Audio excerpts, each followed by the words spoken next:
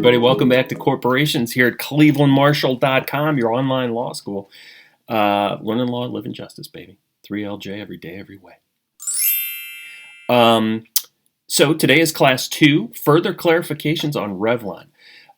So we're going to learn two cases that importantly help us to understand the Revlon duty and to clarify the critical question of the Revlon duty, the one question that's really hard under Revlon, which is when does the Revlon duty attach? Our main case for that is going to be Paramount Communications versus QVC Network. Turns out Paramount Communications was the unluckiest company in Delaware for about 15 years. They lost a couple of cases before the Delaware Supreme Court, a couple of merger cases, and they lost both when they were the acquiring firm and when they were the selling firm. So that's kind of funny in itself, but what's important about the QVC case is it really helps us understand when Revlon applies. And in particular, it's critical to understand the difference between the time case, so time versus Paramount, and the QVC case, Paramount versus QVC. Being able to distinguish time versus Paramount from Paramount versus QVC, and understanding why Revlon was not triggered in the time case, but it was in the QVC case, is the best shot we have at understanding when Revlon applies. So we talked about Paramount versus time last time, but I want to revisit the facts of it and go through the transaction again, because again, it's important to understand the details of that transaction, how they differ from QVC. So let's take a look. Okay, so remember in that original deal between Time and Warner, you got Time Incorporated, which is a publicly traded company. It wants to merge with Warner, which is also publicly traded. Both firms have boards of directors and shareholders. They negotiated a friendly plan of merger that would combine the body of their shareholders into one group of shareholders and their boards into one board, and would create a new freestanding entity called Time Warner Incorporated, so a true consolidation. Once Paramount entered the picture and threatened this whole deal, several things happened, but eventually Time's board decided that instead of simply a friendly merger with Warner, it would undertake a much more radical alternative and do effectively a tender offer to acquire 100% of Warner in two steps. So the first step was an immediate cash tender offer for 51% of the outstanding shares of Warner Communications, following which Warner would be a subsidiary of Time. And then in that second step, at some point later on, Time would acquire the remaining 49% of the outstanding Warner shares with a mix of cash and stock. So two things are pretty significant in the background here. First of all, in that second, in the revised plan in which Time is going to acquire Warner as its own subsidiary, Time planned to borrow money to do all this, and borrow a massive amount of money, $7 to $10 billion, it says. So in a way, that's part of what makes this effectively a major takeover defense. Time is going to make itself subject to a massive amount of debt, and that will scare Paramount away, because Paramount now has to buy not only a much, much larger firm. Paramount really only wants Time as its target. But it would have to acquire Time and Warner, which would be a much bigger acquisition than it really wants. And that much bigger firm is suddenly going to be leveraged by a really huge amount of debt. Second thing to understand is that, remember, when Time and Warner put together their original friendly deal, they did protect it with certain deal protection measures. The details aren't very important, and the deal protection measures weren't hugely protective. But they did matter, and that's relevant because, again, the plaintiffs who challenged the deal, the plaintiffs in the Time versus Paramount case, challenged those original deal protections themselves as violations of UNICAL. Okay, so let's remember, when Paramount Communications tried to intervene and take Time Warner away through a hostile takeover, it was thwarted. It sued, attempted to argue that Time itself had violated its Revlon duties because Time had initiated a change in control transaction, and that makes a certain amount of sense after reading Revlon, after all. But the court said no, this didn't violate anything because Revlon was not triggered. Okay, so let's just as a couple of review points, let's observe two important things. The first thing, which is less important but worth observing, is that again there were some deal protection measures in that original Time Warner arrangement. And the court analyzed those under the Unocal standard. The reason I think that's so interesting is that when those protection measures were adopted, there was no pending hostile takeover. So in other words, Unocal can attach to any measure that is defensive, whether or not there's a pending hostile offer. Okay, so much more importantly is the court's reasoning for not applying the Revlon duty. It isn't laid out in all that much elaborate detail in the opinion. But the point the court basically made was, look, Time never voluntarily gave away control over its long-term future. That is, the Time board never made a decision at any point that the Time board would lose control, would voluntarily give up control over its own ability to make decisions for this corporation in the long-term future. It would never come under the control of a controlling shareholder that could replace the board, for example. It didn't do anything else that would constitute a relinquishment of its own control over the long-term future of the company. Okay, now that isn't actually going to make that much sense perhaps at this point. Maybe it does, maybe it doesn't. If you're like me, it may not make all that much sense immediately. But fortunately, that's going to be cleared up in a second by looking at the next case we got. Okay, well, that brings us to the assigned reading for today, and in particular, the case of Paramount Communications versus QVC Network. This is a really important case for us because this is what finally makes it clear what it is that triggers the Revlon duty. It's what explains the difference between the Revlon case itself and the Time Warner case. The facts here aren't quite as complicated, and we're not going to dwell on them as much because what's really important is just understanding that basic distinction rather than the details. But some of the facts are important, so let's take a look at the case. Okay, so again we have Paramount Communications, and remember, not that long before this case was decided, Paramount itself had been the loser in another Delaware Supreme Court case. Paramount tried to intervene in the merger of Warner and Time and take Time away from its merger partner Warner. Anyway, Paramount is a publicly traded company once again. Paramount has no controlling shareholder. It's owned by a dispersed group of shareholders out there in the public. And once again, it's got shareholders and a board of directors. All right, well, Paramount now made friends with a new potential merger partner, Viacom Incorporated.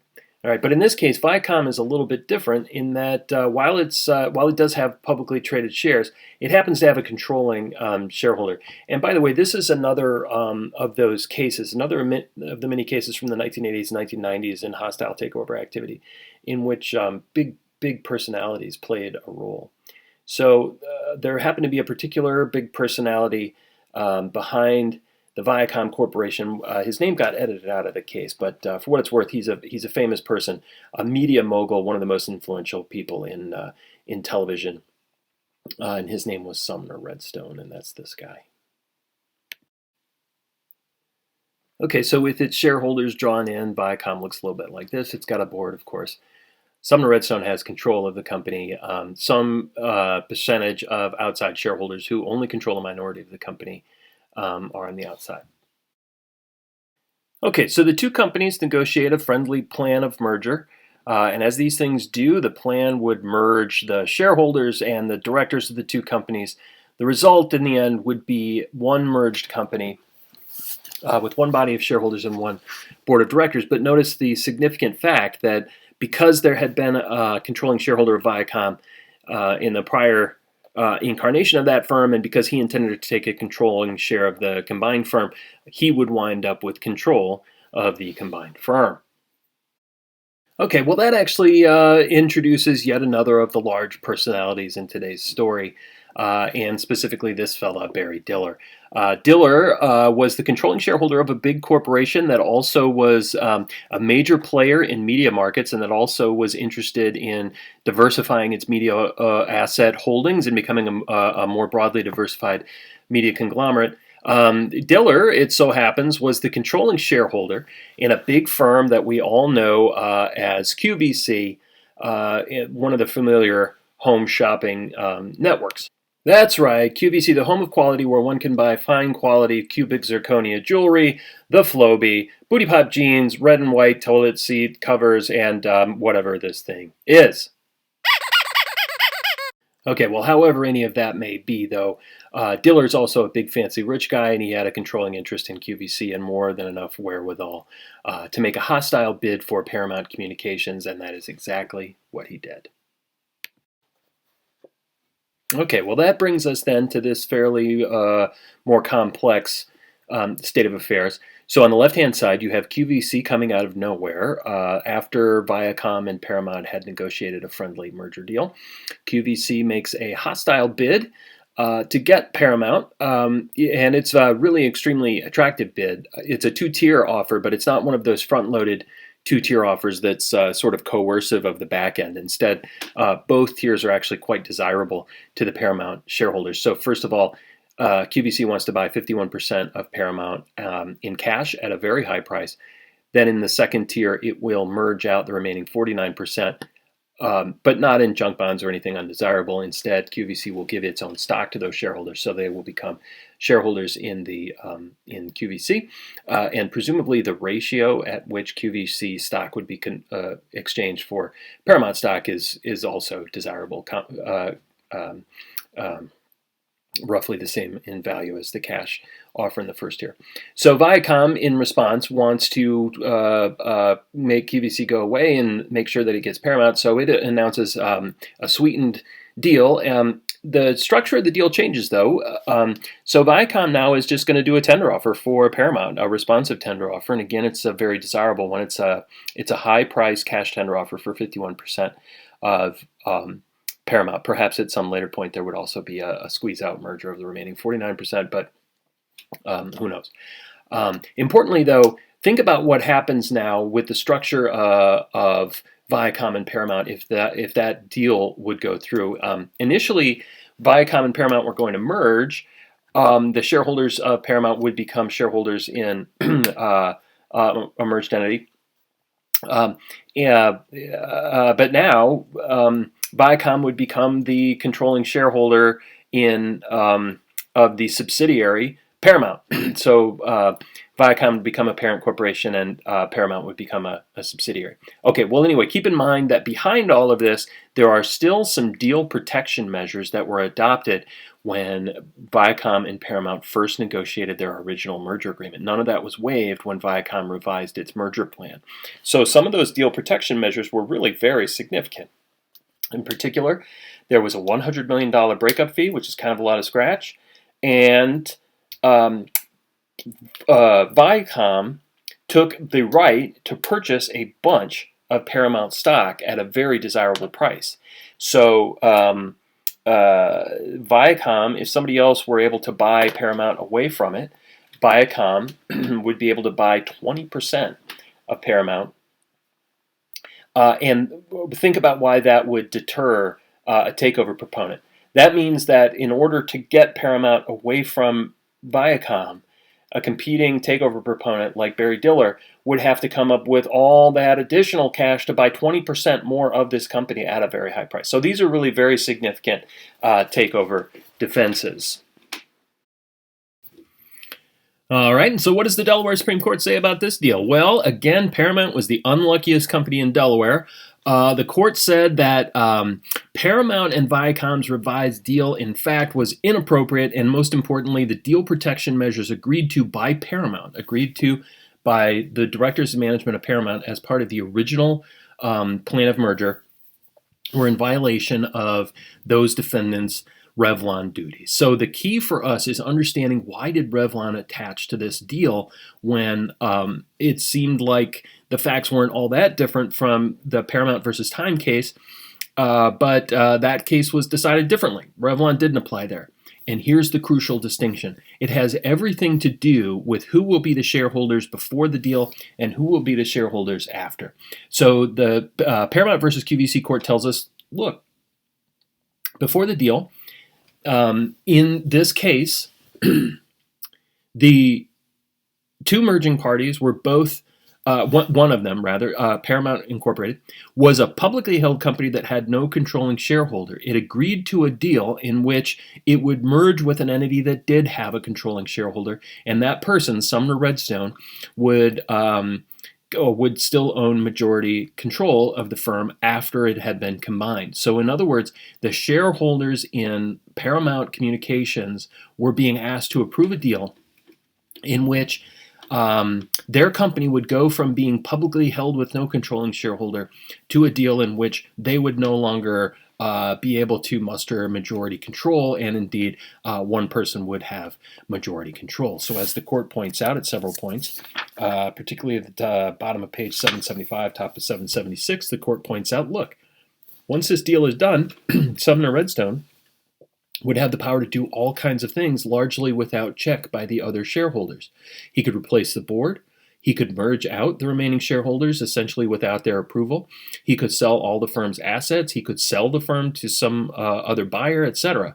And none of those minority shareholders could do much about it. So crucially, that has a couple of consequences for those shareholders.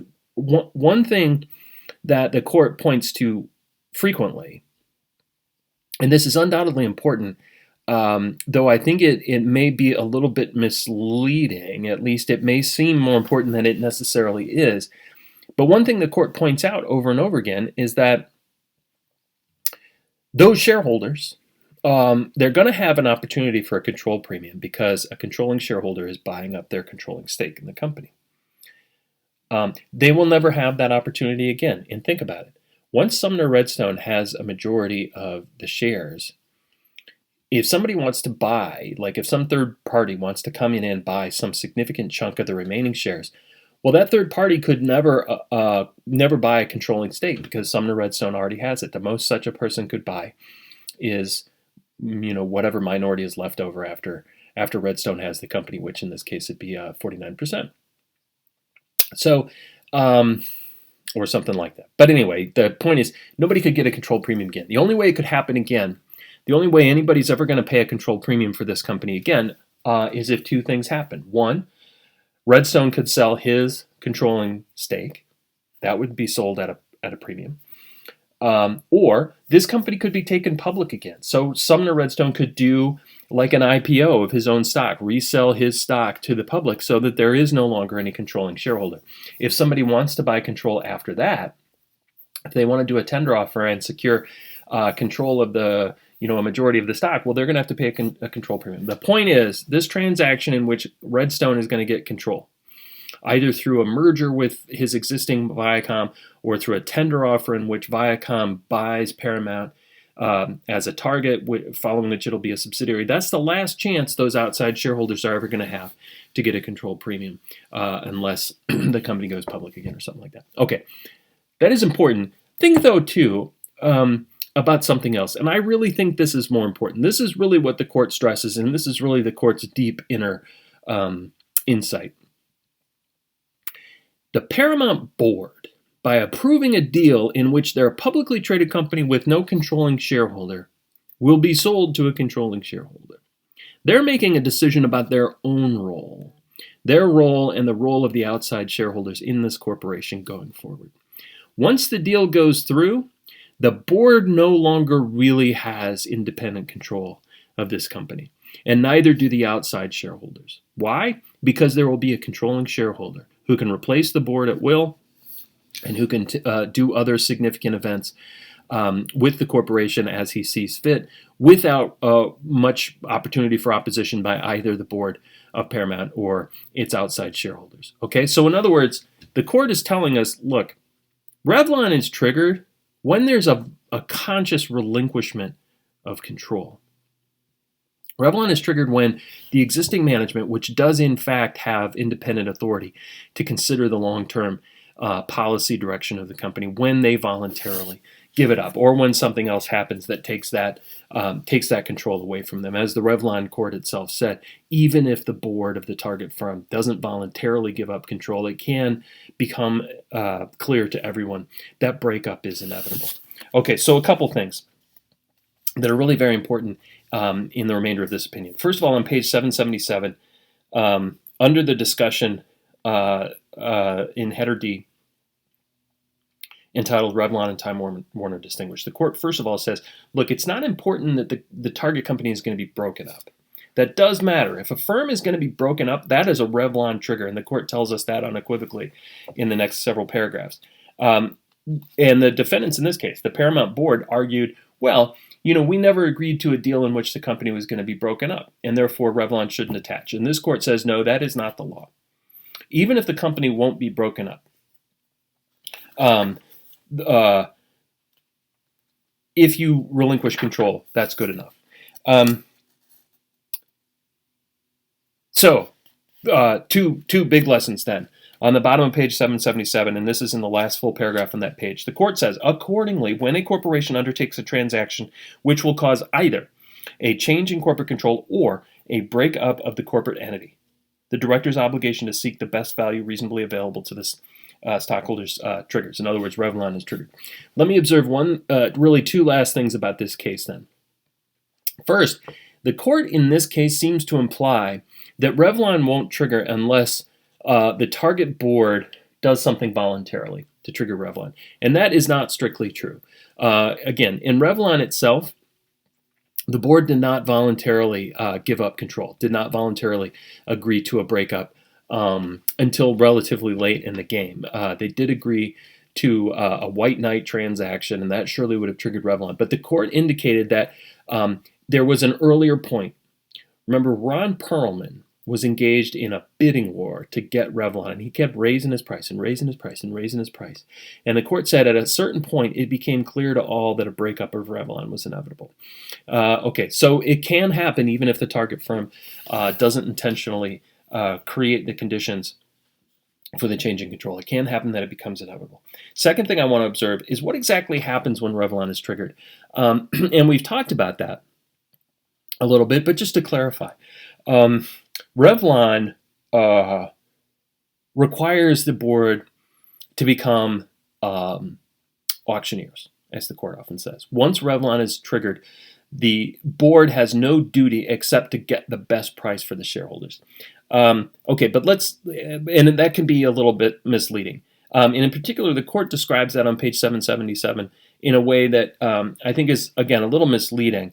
This is in the first full paragraph. At the end of that first full paragraph, the court says, or rather in the first sentence, the court says, the key features of an enhanced scrutiny test, in other words, of the Revlon test, are first, a judicial determination regarding the adequacy of the decision-making process used by the directors, including the information on which they acted, and second, a judicial examination of the reasonableness of their actions in light of the circumstances.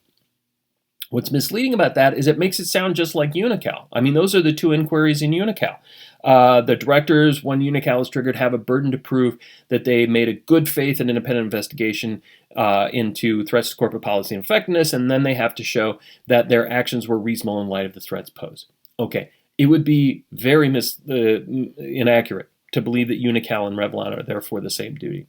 Once Revlon is triggered, you can describe it as being like Unocal. Like, we still have to ask, well, how reasonably did they investigate the circumstances? And second, how reasonable were their steps in light of the circumstances? But the two standards are night and day. Once the Revlon duty is triggered, the board of the target firm literally has to stop doing anything concerning the future business of the firm, at least in the sense of making long-term business plans. The only thing they can do is go out and engage in courtship with potential buyers and find the best one for the shareholders, which essentially means the one willing to pay the highest price. And they have to give up any considerations about who's going to run the company best.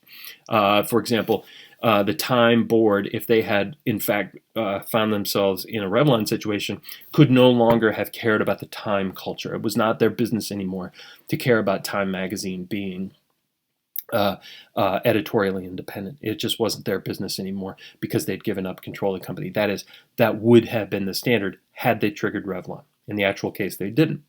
But if they'd voluntarily agreed to some circumstances that would have constituted a change of control, like a sale to a controlling shareholder, or if they chose to enter into a breakup transaction or circumstances made it inevitable that there would be a breakup transaction, they simply would be required to relinquish control over the long-term future, even if it meant that Time magazine would be disbanded. It just wouldn't be their business anymore. Okay, so really very different standards. All right. You might wonder, well, does that mean that target boards in Revlon circumstances have to repeal all deal protection measures? And the answer to that is actually no. Okay, so let me explain what I mean. In a case like Paramount versus QVC, for example, Paramount agreed to an arrangement with Viacom, under which Viacom, with its controlling shareholder, would take over control of Paramount. There would never be another opportunity for a control premium. The board of Paramount would no longer have independent authority to choose the direction of Paramount in the longer term. Revlon applies.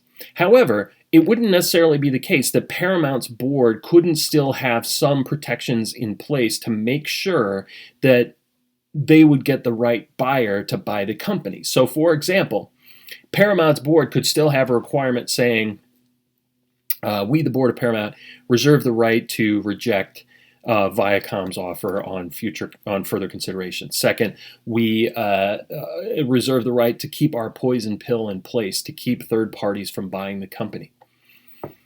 Okay, but what they're going to have to do if they're going to keep things like that in place is they must make them like waivable, revocable, so that they're not too disruptive of other competing bids. So, for example, you can have a poison pill still, even when Revlon is triggered, but it has to be waivable by the board. And the board has to be willing to waive that poison pill if a better offer comes along. Okay, so that's Revlon. Last thing we have to talk about is one other later case in Delaware called Lyondell Chemical Company versus Ryan. This just adds a little bit of clarity. This is much later. Tells us kind of how Revlon works now. It works a little bit differently, perhaps, than it did when it was first devised in the 1980s and 1990s. Before we get to that, however, so I'd like us to look at some think about this questions on page 778. Let's look at question J. What is the critical difference between Time Warner in this case? That is, why does Revlon attach to these facts, but not those in Time Warner? Well, again, the difference between this case and Time Warner is that in Time Warner, the resulting entity was still one controlled by a dispersed group of shareholders in which there was no controlling shareholder. That is, there was a public group of shareholders who still retained the control over the company's future direction by retaining control over election of the board of directors. There was no controlling shareholder following the deal, and therefore the board had not lost its power to exercise independent discretion on behalf of a body of shareholders, none of whom could control the board over the company's future direction. Okay, question K. Suppose that Viacom had not been controlled by a single shareholder. Instead, that is, let's figure Sumner Redstone wasn't part of this. Instead, it is held by a fluid aggregation of unaffiliated shareholders. Suppose too that the plaintiff shareholders of Paramount will be entirely cashed out as a result of its combined tender offer and second-tier merger. Will Revlon apply? I think the answer is pretty plainly yes, but with one qualification. Remember, the initial deal between Viacom and Paramount was negotiated in which it was a merger of Viacom and Paramount. In the case, it triggered Revlon because Sumner Redstone would then become the controlling shareholder of the combined entity. If Viacom and Paramount were both owned by public shareholders without a controlling shareholder, and they merged such that there still was no controlling shareholder, well, then it would be the same as Paramount versus Time. Here, however, when the deal was renegotiated so that Viacom would acquire Paramount would acquire 51%. Well, then that triggers Revlon. I mean, once there's an agreement so that the target firm will become a majority-owned subsidiary, then there's a sale of control and Revlon is triggered. So the answer is that Revlon would be triggered in that deal by the second renegotiated plan.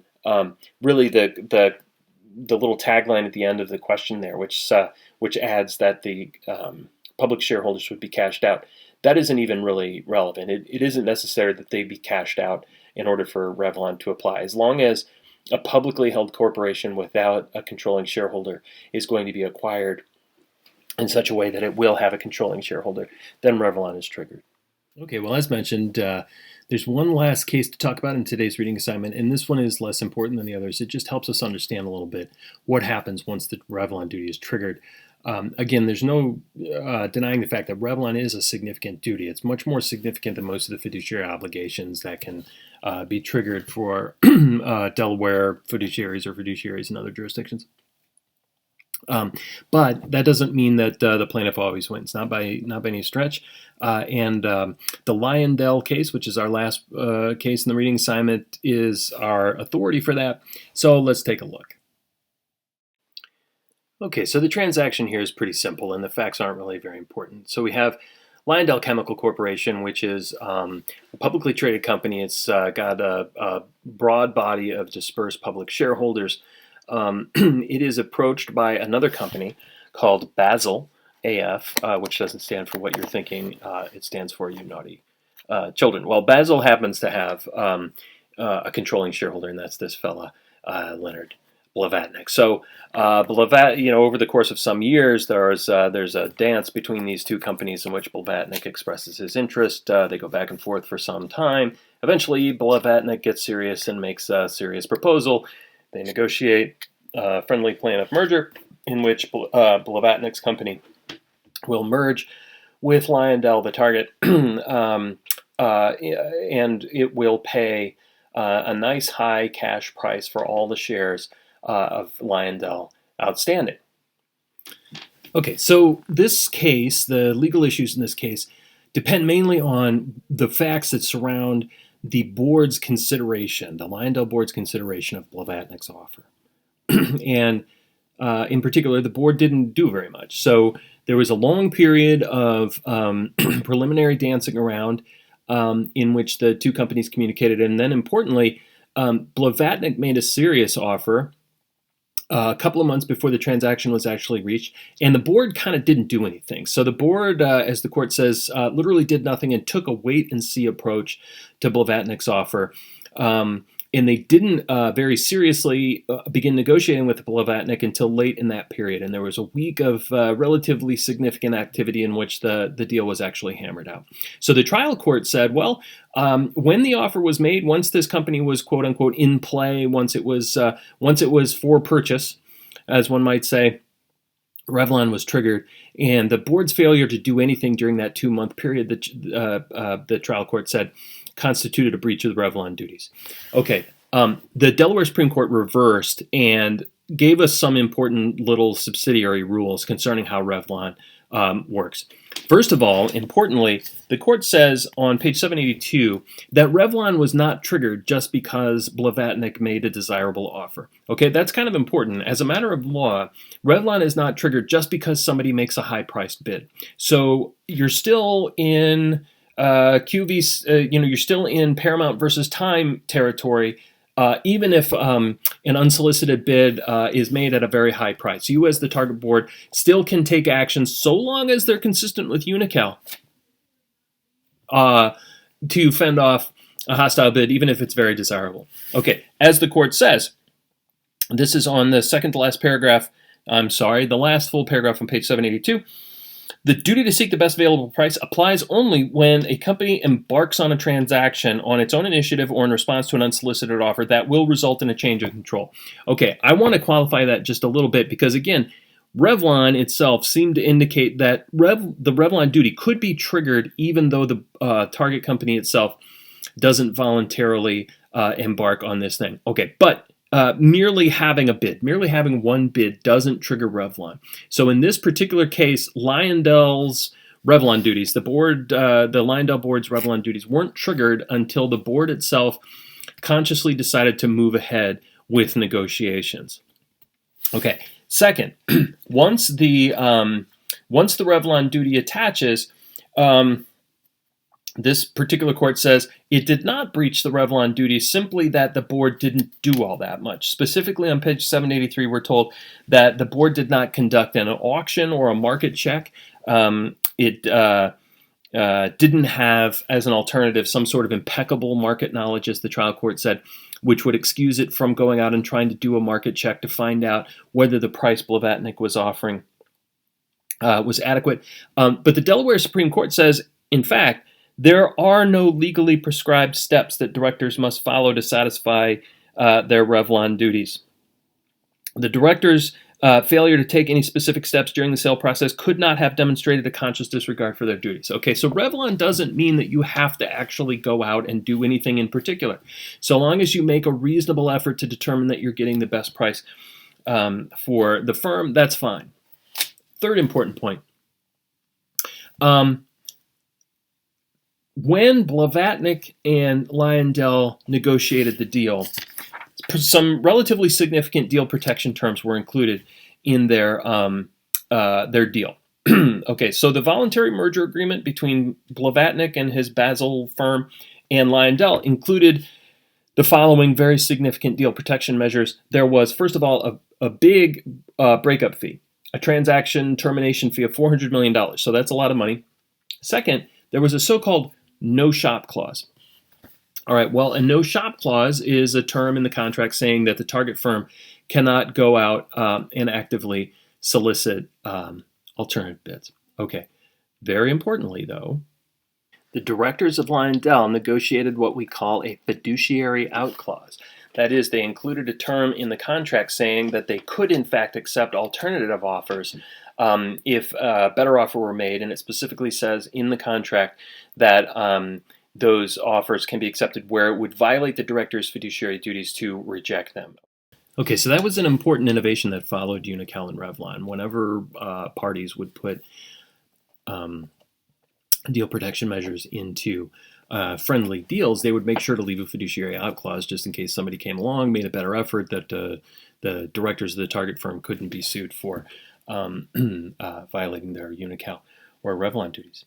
Okay, so the important lesson then in Lyondell is that even when Revlon duties attach, and let us just be clear, Revlon duties definitely did attach in this case. They attached because the Lyondell board entered into private negotiations, voluntary negotiations, under which they were going to take a publicly traded firm with no controlling shareholder.